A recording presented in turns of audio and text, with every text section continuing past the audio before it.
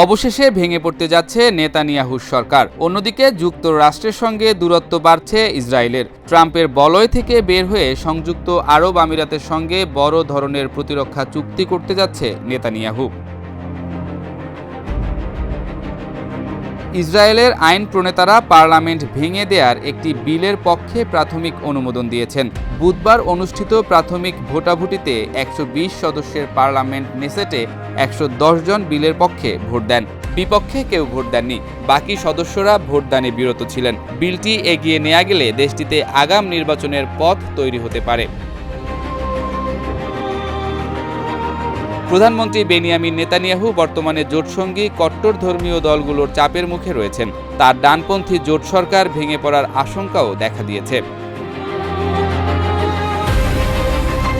আন্তর্জাতিক গণমাধ্যম Al Jazeera জানায়, বিলটি এখন একটি সংসদীয় কমিটিতে যাবে। এরপর আরও 3 দফা ভোটে অনুমোদন পেলে পার্লামেন্ট ভেঙে যাবে এবং 90 দিনের মধ্যে নির্বাচন আয়োজন করতে হবে। এমনিতে আগামী 27 অক্টোবরের মধ্যে নির্বাচন হওয়ার কথা রয়েছে।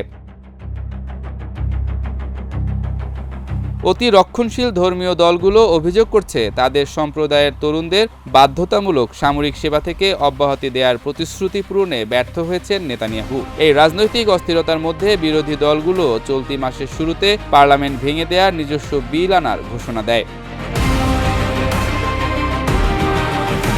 জোটের চেয়ারম্যান ওফির কার্চ বলেন, এই জোটের সময় শেষ হয়ে এসেছে। বর্তমান মেয়াদে জোট সরকার 9টি বাজেট ও 520টি আইন পাশ করেছে। চূড়ান্ত অনুমোদনের আগে বিলটি আবারও নেসেটে ফিরবে। সেখানে নির্বাচনের সম্ভাব্য তারিখ নির্ধারণ বিষয়ে আলোচনা হবে। এদিকে চলমান ইরান যুদ্ধের উত্তাপ আপাত দৃষ্টিতে ধ্বংসযজ্ঞের আভাস দিলেও সব হিসাব নিকাশ পাল্টে দিয়ে এমন 2 দেশ হাত মিলিয়েছে যা কিছুদিন আগেও হয়তো ভাবা যেত না। ইরান যুদ্ধের প্রভাবে আরও কাছাকাছি এসেছে সংযুক্ত আরব আমিরাত ও ইসরায়েল।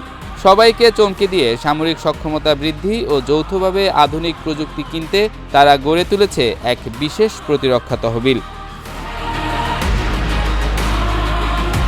ঘটনার সূত্রপাত গত ফেব্রুয়ারিতে, যখন ইরানের প্রায় 3000 ড্রোন ও ক্ষেপণাস্ত্র আশ্রে পড়েছিল আমিরাতের বুকে। তখন অপ্রত্যাশিত ত্রাতা হয়ে আসে ইসরায়েল। তারা গোপনে পাঠায় তাদের আয়রন ডোম ও সেনা। সেই ভরসার সূত্র ধরেই যুদ্ধ চলাকালে নেতানিয়াহুর এক অঘোষিত সফরে চূড়ান্ত হয় এই গোপন অস্ত্র চুক্তি। নেপথ্যের কারণটি বেশ পরিষ্কার। মূলত ইসরায়েলের কাছে রয়েছে বিশ্বসেরা সামরিক প্রযুক্তি, কিন্তু অর্থনৈতিক টানাপোড়েন আর মার্কিন সহায়তার অনিশ্চয়তা তাদের বিকল্প খুঁজতে বাধ্য করেছে। অন্যদিকে আমিরাতের কাছে রয়েছে $2 ট্রিলিয়ন সার্বভৌম তহবিল, কিন্তু অভাব ছিল উন্নত প্রযুক্তির। ফলে এই চুক্তি 2 দেশের জন্যই এক মোক্ষম সুযোগ। বিশেষ করে ড্রোন বিধ্বংসী ব্যবস্থা ও আকাশ প্রতিরক্ষা ব্যবস্থা জোরদারে এই তহবিল থেকে বিপুল অর্থ খরচ করা হচ্ছে। অন্যদিকে সৌদি আরব, পাকিস্তান ও তুরস্কের সঙ্গে জোট গড়ছে। মিডল ইস্ট আইয়ের প্রতিবেদন অনুযায়ী যুদ্ধ শেষে ইরান আরও বেপরোয়া হয়ে উঠবে। এই ভয়ে নিজেদের ভবিষ্যৎ রক্ষাকবচ হিসেবে ইসরায়েলকে চূড়ান্ত হাতিয়ার হিসেবে বেছে নিয়েছে আবুধাবি। সমমনা এই 2 দেশের নতুন জোট এখন মধ্যপ্রাচ্যের হিসাব নিকাশই বদলে দিচ্ছে।